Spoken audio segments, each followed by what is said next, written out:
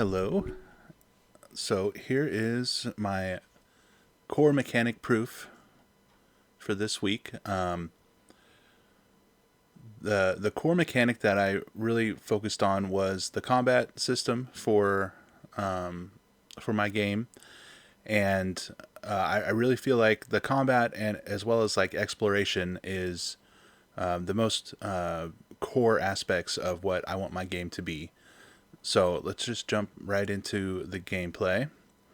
First thing I did was create just a basic menu screen, something that will allow me to, just jump into the game, and then if I wanted to, I can escape out, go right back to it, and then start the game over.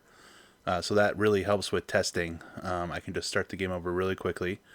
And then, so here's the main character. I programmed in all of the animations. I have a 4 attack combo as the main attack for him. And you can also hold down the W key or up on the controller, and you do the upward swipe.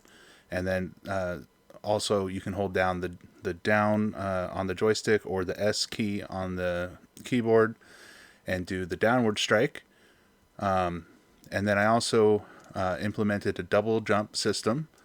So when you're jumping, you can do this upward strike, maybe get some enemies that are above you.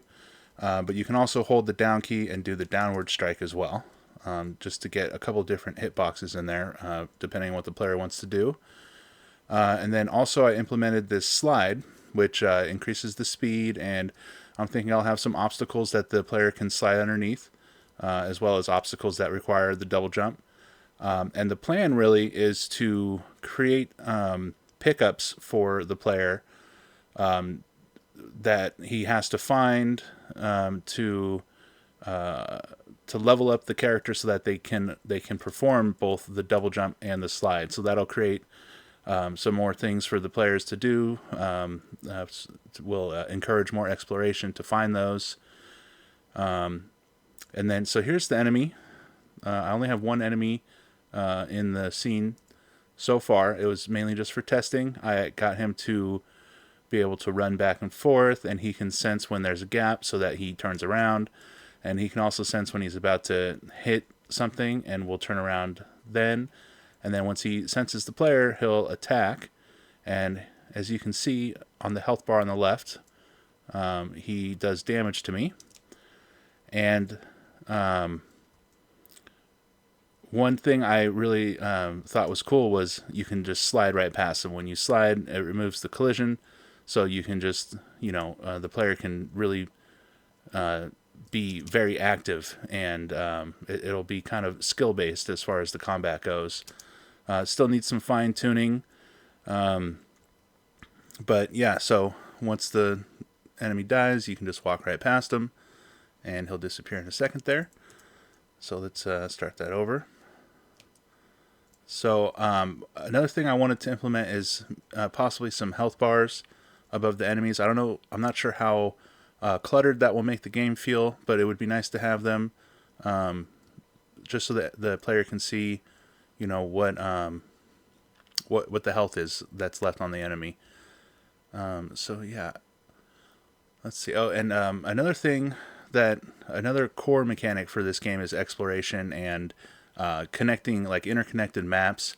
So I went ahead and made this door, which takes you to level 2. As you can see on the top left up here, this is the level 2 scene, which I haven't really built out or anything.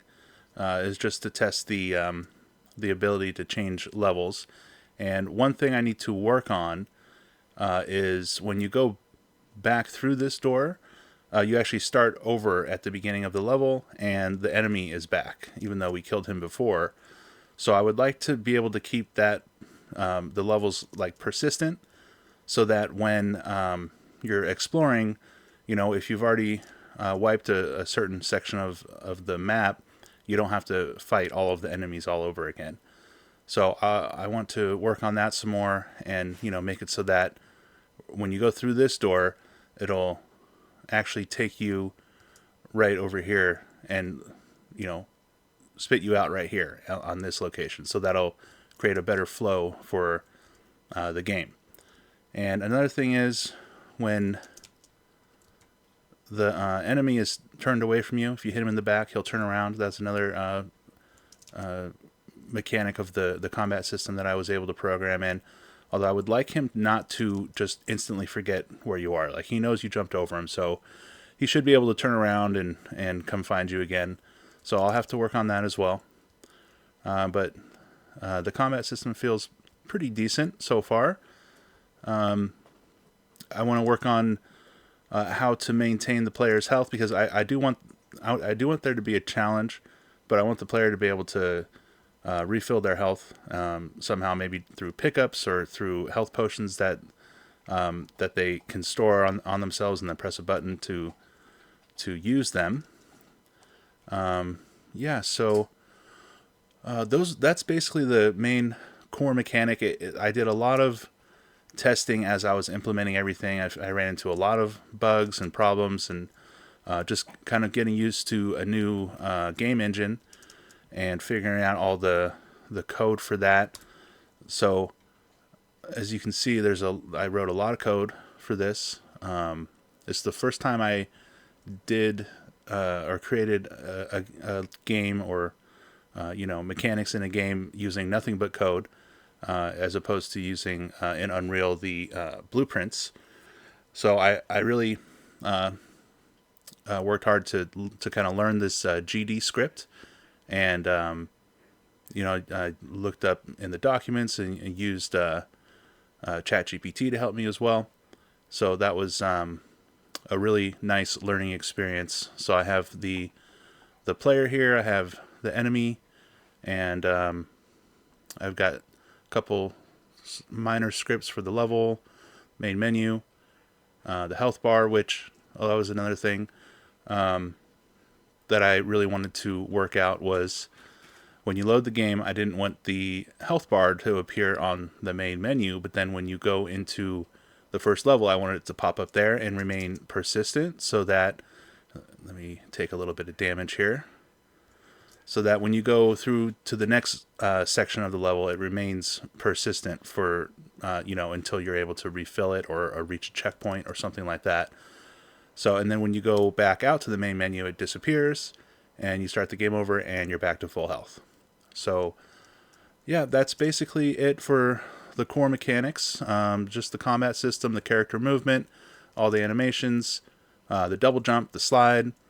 One thing I still would really like to implement is the melee or ranged attack. So I plan to have he'll have an arm cannon equipped on his left hand, and I'm gonna have to probably draw some animations myself, because the character pack that I used, and I'll put the credits for all the art assets that I used in the document,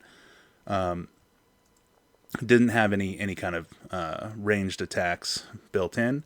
So the ranged attack's really just going to be, it'll be on a cooldown. He'll be able to use it once every so often, maybe 5 seconds, something like that. And it'll do some damage, maybe stun the enemy for a little bit, and create an opening to rush in and attack. But yeah, so I don't know if I showed this part yet, but I also created this, or I didn't create it, but I programmed in this this death, so that once the player is dead, the enemy will stop attacking, and then from here it'll take you to a little in-game menu, ask you if you want to restart, go to the main menu, load a save game, things like that. So yep, that basically covers all of the core mechanics, I believe. One thing too is I wanted the player to be able to move when he was attacking, but not as fast as if he wasn't, so I slowed down the speed while attacking. And I went over the slide, and you can cancel out of the slide and jump. That was another thing that required a little bit of creative programming to be able to get that done. So yeah, I think that covers it. Let me just look at my notes really quick. Yep, that is everything. So yeah, thank you very much for watching.